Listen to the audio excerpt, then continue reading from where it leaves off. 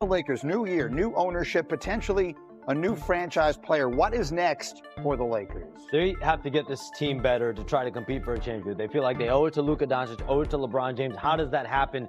Their biggest level of concern right now is at the center position. Rob Pelinka has been upfront, publicly, privately. He wants to go find a center. Is that via trade? Is that in free agency with someone like Clint Capella, Brook Lopez, Al Horford? We'll see, but center is the biggest need for this team, a lob threat potentially for Luka Doncic. The other concern there is Dorian Finney-Smith, his free agency. What interest is out there for him? He's got a player option that he's got to decide by the end of the month. And Keith, you obviously were there. You were actually with Luka the entire year. You were with him in Dallas. You were part of the trade that sent him to L.A. There's been a lot of talk about his workout routines. He's been posting videos and all that kind of stuff throughout this offseason of himself working out and all that. What is your sense of this? People have been waiting to see if maybe he takes the conditioning a little more seriously now with all of the scrutiny and spotlight of Los Angeles. What is your feel for what we're going to get from Luka when he returns? A lot of the same, man. If you take a step back and realize that this guy was in the finals last year, so obviously he knows what it takes for his body to get there, right? Now, when they say work on his body and conditioning, I think it's more so to avoid the injuries, the small soft tissue injuries that he dealt with over the past year. I mean, he was out for 2 months with the calf. He had some back problems during the season and in the playoffs. So it's those small things, because his body type, he's not going to be super skinny. This guy does this at a high level, and he has been doing that at a high level. He's averaged close to 30 points every single year he's been in the league. So I don't more so say it's about condition, it's about being available. For him avoiding those small injuries by not being in the best of shape. Makes sense. And so, Bobby, what is your sense of these Lakers as we sit here going into the second round of the draft and then free agents? Yeah, I mean, I have my eye on, certainly, as Sean said, the center position, and then certainly Luka's extension eligible on August 2nd here. He's extension eligible for $229. The expectation is he's going to sign this extension. But if you're Luka and you've got LeBron on the last year of his contract, you're thinking, okay, who else am I going to be playing with in the future besides Austin Reeves? Because you have all these expiring contracts coming down here. But as far as from a health standpoint, no offense to the great city of Dallas, there's a different spotlight in Los Angeles. And he is certainly going to be under the microscope based off what happened this year. What's your sense of all of this? When you talk about the Lakers' long-term future, yeah, there's the LeBron Lakers. See how much longer that lasts. I mean, he is defying father time at this point, like maybe in almost unprecedented fashion. And then the long-term look at it, and I would think with Mark Walter there, the long-term look is maybe as bright as it could be.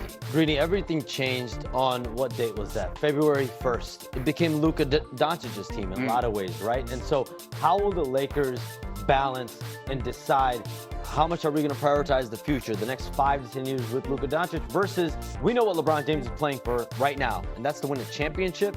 If he's going to play 1 year, 2 year, 3 year, every single year at this point is about winning and competing for a championship. And so it's the balance of doing right by the guy that brought you a championship in 2020. He's been there the last around 6 years versus the guy we just got, who we know is going to be the face of the franchise for the X amount of years. Okay, that's a fascinating one to watch. The Lakers are always interesting. They seem particularly so. Let's move on to the next one with a burning question. Chomps, Houston obviously over the weekend making the huge splash, landing Kevin Durant. Is this roster set? Are we looking at the Rockets team that way will try and win a championship? In terms of grand moves, the roster is set, but there are things that they could do around the edges with exceptions, with signings in free agency. There's a contract that they have as well, a player in Cam Whitmore, young player with talent that has gotten interest around the league as well. That's someone that you could, if you're the Rockets, you could potentially move him for draft capital or a player that can help you now. If they are going to go into free agency, if they are going to look into trades, I think a player that's kind of the ilk of a Dylan Brooks, a wing-type player that can kind of shore up that spot, that could be of interest for the Rockets. Keith, you know what a championship team looks like. Kevin Durant has been trying to find one since he left Golden State. Is this his best shot? Does this look like a title team to you?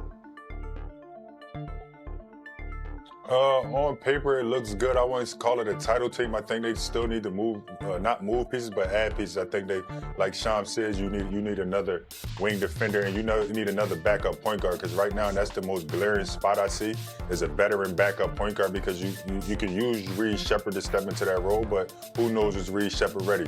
And then you need that 3-and-D guy because they don't have that. So if you add those pieces, they're ready to win it for sure. So but that's a lot. I mean, that doesn't sound like a team that would be done dealing if we see it that way. Yeah, I mean, Fred VanVleet, by the team option being reduced to $25 million, that opens up the non-tax mid-level exception at $14.1 million. Can you go out and find a player like Dorian Finney-Smith as your Dylan Brooks replacement? Certainly, backup lead guard is important. There's going to be a lot of pressure on Reed Shepherd. We didn't even see him at all last year. Last year's third pick overall. Is this the best chance that we have seen Durant have to get back to the winner's circle since he left Golden State? Green, I still go back to that Brooklyn team. Brooklyn team that had Kevin Durant, Kyrie Irving, and James Harden. That was a toe from beating Milwaukee in the second round. That's what everybody. That's what everybody. I still go back to that team. Game 2 of that series, they won, if memory serves, by 109 points, right? Game 1 and 2. Yeah. But yeah. They were on their way, and then obviously they got hurt, but that's what happens, right? And then COVID hit, and that broke up all these things with Kyrie and his whole situation. I mean, things took a strange turn. So, look, you were the one right in the middle of the story over the weekend. I was watching, and I saw the videos of KD sitting on the stage at Fanatics Fest, finding out from you that he had gotten traded. So, talk to me here. This is a win-now move. They know if you're going to go out and get Kevin Durant, this is a move that for the playoffs, you know you have your number one option on any given night, on any given play, any given moment. So that shores that up. I know what Kevin Durant is going to bring to the table. Around 25 points, around 50% field goal shooting, around 40% from 3 and 90% from the foul line. How much does Amen Thompson take the next step? Alperen Sengun continuing to grow and rise. Kevin Durant, from my understanding, he was excited to go to Houston to specifically play with Alperen Sengun. Amen Thompson, Jabari Smith, Reed Shepherd. They've got so many young players, Tari Easton as well. And Ime Udoka is a coach that he's very familiar with from Team USA, as well as with the Nets. There's a lot of mutual respect there, a deep level of respect. So there's excitement there. But those two young players have a chance to really take this team to another level. Yeah, look, they're not household names yet, but they were the 2 seed in the jam-packed West last year. Durant had some choices. He finds himself in a spot. I think he's got his best shot to get back to the winner's circle. Meanwhile, in round 1 of the NBA draft last night, round 2 comes up tonight. Lots of burning stories around the NBA, and so Shams is here with some of the answers. Let's dive a little more deeply than we had the chance to before. We spent a lot of the day yesterday talking about the Celtics continuing to shed salary, maybe even parting with Jaylen Brown or Derek White. What can you tell us? So, Greeny, let's break this down. When the offseason started, when the Celtics lost in the second round, they were looking at a $500 million level salary cap situation for next season with the taxes. So they were open-minded.